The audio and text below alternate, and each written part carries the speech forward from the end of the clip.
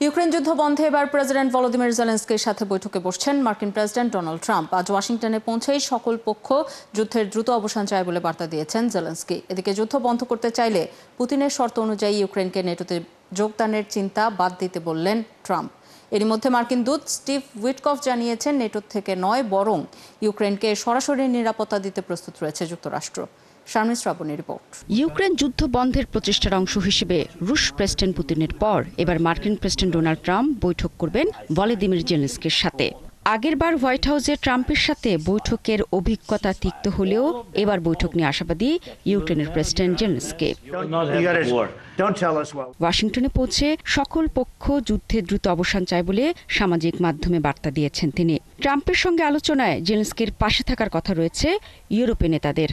জানা গেছে বৈঠকে জার্মান চ্যান্সেলর ফ্রেডরিক মের্টস, ইউরোপীয় কমিশনের president Ursula von der Leyen, ফরাসি প্রেসিডেন্ট ইমানুয়েল ম্যাক্রো, যুক্তরাজ্যের প্রধানমন্ত্রী কিয়ার স্টারমার এবং নেটোর প্রধান মার্ক রুটে যোগ দেবেন। এর আগে রবিবারে তিন নেতা ইউক্রেনের নিরাপত্তা নিশ্চয়তা জোরদারের উদ্দেশ্যে মিত্র দেশগুলোর সঙ্গে বৈঠক করেছেন। ইউরোপীয় দেশগুলো চাইছে ইউক্রেনের নিরাপত্তার নিশ্চয়তায় যুক্তরাষ্ট্রের প্রত্যক্ষ ভূমিকা থাকুক। ফক্স নিউজকে দেয়া এক সাক্ষাৎকারে মার্কিন বিশেষ দূত স্টিভ উইটকফও জানান, যুক্তরাষ্ট্র সরাসরি ইউক্রেনকে সুরক্ষা দিতে প্রস্তুত আছে। যুক্তরাষ্ট্র ইউক্রেনকে নেটোর আর্টিকেল 5 এর মতো নিরাপত্তার নিশ্চয়তা দিতে সক্ষম হতে পারে, কিন্তু সেটা নেটো থেকে নয়, সরাসরি মার্কিন যুক্তরাষ্ট্র এবং অন্যান্য ইউরোপীয় দেশ থেকে। এটাই অনেক বড় বিষয়।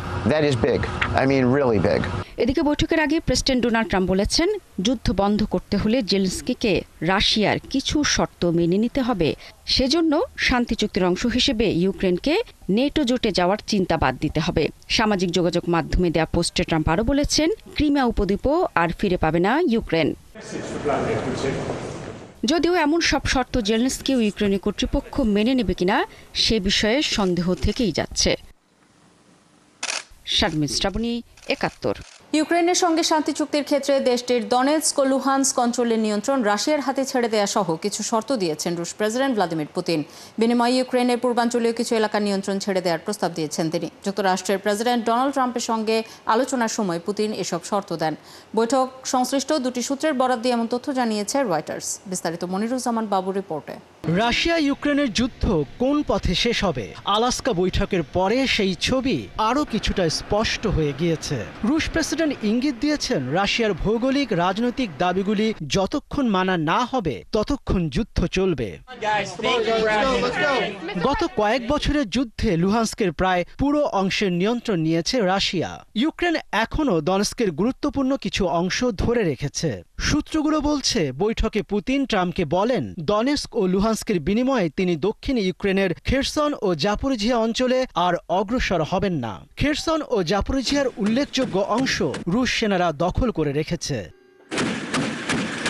তবে ইউক্রেন বলছে তারা দনেস্ক ছাড়তে রাজি নয়, কারণ সেখানে তাদের সেনারা শক্ত অবস্থানে আছেন। কিয়েভ কর্তৃপক্ষ মনে করে সেখানকার শক্ত অবস্থানের মধ্য দিয়ে ইউক্রেনের গভীরে রাশিয়ার হামলা প্রতিরোধ করা যায়। মার্কিন কর্তৃপক্ষ স্পষ্ট করে না বললেও সূত্র আরও বলছে, অন্তত ক্রিমিয়ার উপর হলেও রাশিয়ার সার্বভৌমত্বের আনুষ্ঠানিক স্বীকৃতি পাওয়ার চেষ্টা করছেন পুতিন। পুতিনের শান্তি প্রস্তাব অনুযায়ী ইউক্রেনকে ন্যাটো জোটে যোগ দেওয়া থেকেও বিরত থাকতে হবে। তবে পুতিন ইঙ্গিত দেন, ইউক্রেনকে কিছু নিরাপত্তা বিষয়ক নিশ্চয়তা দিতে তিনি প্রস্তুত। ইউক্রেনের যুদ্ধক্ষেত্রের মানচিত্র নির্ধারণ বিষয়ক প্রকল্প ডিপ স্টেটের তথ্য অনুযায়ী রাশিয়া সুমি ও খার্কিভের ছোট ছোট এলাকা দখল করেছে। এগুলোর আয়তন প্রায় 440 বর্গ কিলোমিটার। এদিকে দনবাস অঞ্চলের প্রায় 6600 বর্গ কিলোমিটার এলাকা ইউক্রেনের নিয়ন্ত্রণে আছে। অঞ্চলটি দনেস্ক ও লুহান্স্ক নিয়ে গঠিত। রাশিয়া এই অঞ্চলকে নিজেদের বলে দাবি করে। পুতিন স্পষ্ট করে দিয়েছেন, সম্পূর্ণ সমঝোতা না হলে কোনো যুদ্ধবিরতি হবে না। ফলে প্রতিদিন রুশ ক্ষেপণাস্ত্র ও ড্রোন হামলার শিকার হওয়া ইউক্রেনের জন্য যুদ্ধবিরতির আশা অনিশ্চিত রয়ে গেছে। মনিরুজ্জামান বাবু, 71। ইউক্রেনের খার্কিভে রাশিয়ার ব্যালিস্টিক ক্ষেপণাস্ত্র হামলায় 3 জন নিহত হয়েছে, এর মধ্যে এক শিশুও রয়েছে। এছাড়া হামলায় 11 জন আহত হয়েছে। রবিবার রাতে ইউক্রেনীয় কর্তৃপক্ষ এই তথ্য জানিয়েছে। ইউক্রেনের স্টেট ইমার্জেন্সি সার্ভিস জানিয়েছে, বিস্ফোরণের আঘাতে আশেপাশের অ্যাপার্টমেন্ট ভবনের জানলা ভেঙে গেছে, কিন্তু বাসিন্দাদের সরিয়ে নিতে হয়েছে। ঘটনার পর মস্কোর পক্ষ থেকে তাৎক্ষণিকভাবে কোনো মন্তব্য পাওয়া যায়নি। এদিকে খার্কিভ অঞ্চলের গভর্নর ওলেহ সিনেহুপভ টেলিগ্রাম বার্তায় জানিয়েছেন, রাশিয়ার ড্রোন ও ক্ষেপণাস্ত্র হামলার লক্ষ্যবস্তু হয়ে উঠেছে এই অঞ্চলটি। বিষাক্ত মদ তৈরি ও সরবরাহের অভিযোগে 67 জনকে গ্রেপ্তার করেছে কুয়েতের নিরাপত্তা বাহিনী। এর মধ্যে এক বাংলাদেশি নাগরিক রয়েছেন বলে জানিয়েছে দেশটির স্বরাষ্ট্র মন্ত্রণালয়। রবিবার এক প্রতিবেদনে এই তথ্য জানায় সংবাদ মাধ্যম আল জাজিরা। প্রতিবেদনে বলা হয়, গত শনিবার রাতে 6টি কারখানা ও 4টি প্রস্তুতিহীন কারখানা জব্দ করে নিরাপত্তা বাহিনী। এ সময় 67 জনকে গ্রেপ্তার করে তারা। এর আগে বৃহস্পতিবার কুয়েতের স্বাস্থ্য মন্ত্রণালয় জানিয়েছিল, বিষাক্ত পানীয় পান করে মিথানল বিষক্রিয়ায় আক্রান্তের সংখ্যা 160 জনে পৌঁছেছে, যাদের মধ্যে 23 জনের মৃত্যু হয়েছে। যুক্তরাষ্ট্রের নিউ ইয়র্ক শহরের ব্রুকলিনে বন্দুকধারীর গুলিতে অন্তত 3 জন নিহত হয়েছেন, আহত হয়েছেন 11 জন। রবিবার রাত 3:30টার দিকে ক্রাউন হাইটস এলাকায় state of the city lounge নামের একটি ক্লাবে এই ঘটনা ঘটে। পুলিশ জানায়, এই ঘটনায় একাধিক অস্ত্র ব্যবহার করা হয়েছে। ওই ক্লাব থেকে অন্তত 36টি গুলির খোসা উদ্ধার করা হয়েছে। এছাড়া কাছাকাছি রাস্তায় একটি আগ্নেয়াস্ত্রও পাওয়া গেছে। নাইজেরিয়ার একটি নৌকাডুবির ঘটনায় 40 জনেরও বেশি মানুষ নিখোঁজ রয়েছে। উত্তর পশ্চিমাঞ্চলীয় সোকোটো রাজ্যে এই দুর্ঘটনা ঘটেছে বলে জানিয়েছে দেশটির জরুরি সংস্থা NEMA।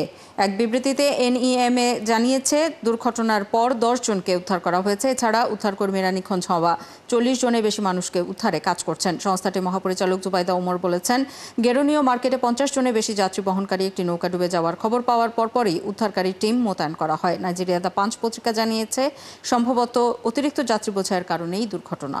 অস্ট্রেলিয়ার সিডনির গলফ কোর্টে একটি ছোট প্রশিক্ষণ বিমানের জরুরি অবতরণ করা হয়েছে। রবিবার বিমানটি জ্বালানি সরবরাহের সঙ্গে সংযোগ বিচ্ছিন্ন হয়ে যাওয়ায় এটি জরুরি অবতরণ করে। বিমানটিতে একজন শিক্ষানবিশ বিমান চালক ও একজন প্রশিক্ষক ছিলেন। জানা যায়, জরুরি অবতরণের সময় তারা দুজনেই সামান্য আহত হলেও গুরুতর কিছু হয়নি। বিমানটি যেই গলফ ক্লাবে অবতরণ করা হয়েছে, সোমবার সেটির একটি অংশ বন্ধ রাখা হয়।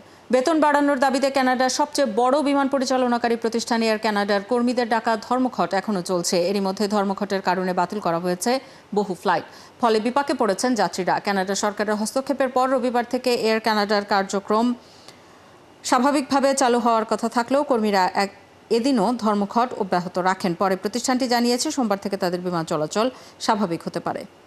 পাকিস্তানের উত্তর পশ্চিমাঞ্চলে মেঘ ভাঙা বৃষ্টির ফলে আকস্মিক বন্যা ও ভূমিধসে মৃতের সংখ্যা বেড়েই চলেছে। এখন পর্যন্ত নিহত হয়েছে 323 জন। সংবাদ মাধ্যম জিও নিউজের প্রতিবেদনে বলা হয়েছে, বন্যায় এখনও বহু মানুষ নিখোঁজ রয়েছে। প্রাদেশিক দুর্যোগ ব্যবস্থাপনা কর্তৃপক্ষের হিসেব অনুযায়ী সবচেয়ে বেশি বিপর্যস্ত হয়েছে বুনের, সোয়াত, বাজাউর, তোরখর, মানসেহরা, সাংলা ও বটগ্রাম। ক্ষতিগ্রস্ত এলাকায় উদ্ধার অভিযান অব্যাহত রয়েছে, ফলে মৃতের সংখ্যা আরও বাড়তে পারে। এদিকে প্রাদেশিক উদ্ধার সংস্থা AFP-কে জানিয়েছে, প্রায় 2000 উদ্ধারকর্মী ধ্বংসস্তূপ থেকে মরদেহ উদ্ধার এবং 9টি ক্ষতিগ্রস্ত জেলায় ত্রাণ কার্যক্রম পরিচালনায় নিয়োজিত রয়েছেন। প্রাদেশিক সরকার এর মধ্যেই জরুরি ত্রাণ কার্যক্রম চালু করেছে। জরুরি ক্ষতিগ্রস্ত জেলাগুলোর মধ্যে বরাদ্দ করা হয়েছে 50 কোটি রুপি। শুধু বুনের জেলাতেই 15 কোটি বরাদ্দ দেওয়া হয়েছে। হেলিকপ্টারে ত্রাণ সামগ্রী পাঠানো হচ্ছে দুর্গম এলাকায়। তবে স্থানীয়দের মতে, ক্ষয়ক্ষতির তুলনায় সরকারি সহায়তা এখনও অপর্যাপ্ত। অস্বাভাবিক গরম, দীর্ঘমেয়াদী খরা এবং শুষ্ক জ্বালানি মজুদের কারণে দক্ষিণ ইউরোপ জুড়ে ভয়াবহ দাবানল ছড়িয়ে পড়েছে। দাবানল জ্বলছে স্পেন, পর্তুগাল, গ্রিস, সিরিয়া ও কানাডার বনাঞ্চলে। আগুন নিয়ন্ত্রণে অন্তত 5টি দেশ আন্তর্জাতিক সহায়তা চেয়েছে। ইউরোপীয় ইউনিয়ন সহায়তার অংশ হিসেবে অগ্নি নির্বাপক বিমান পাঠিয়েছে। এরই মধ্যে হাজার হাজার মানুষকে নিরাপদ আশ্রয়ে সরিয়ে নেওয়া হয়েছে এবং বহু মানুষ হতাহত হয়েছে। সৃষ্টি ঘটকের রিপোর্ট।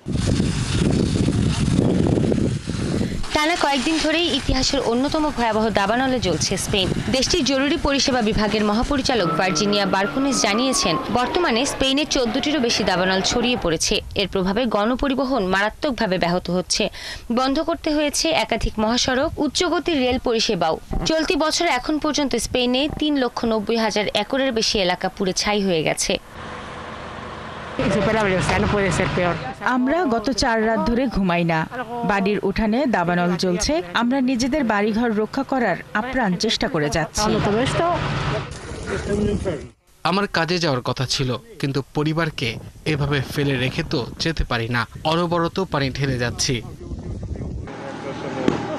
স্পেনের প্রতিবেশী দেশ পর্তুগালে অন্তত 7টি বড় দাবানলের বিরুদ্ধে লড়াই করছে 4000 দমকল কর্মী। তবে ক্ষতিগ্রস্ত অনেক এলাকার বাসিন্দারা বলছেন, এত ভয়াবহ দাবানল নিয়ন্ত্রণে সরকার যে পদক্ষেপ নিয়েছে তা যথেষ্ট নয়। তারা বলছে বাড়িঘরে আগুন ধরে যাচ্ছে, কিন্তু সেসব এলাকায় এখনো একজনও দমকল কর্মী পৌঁছায়নি।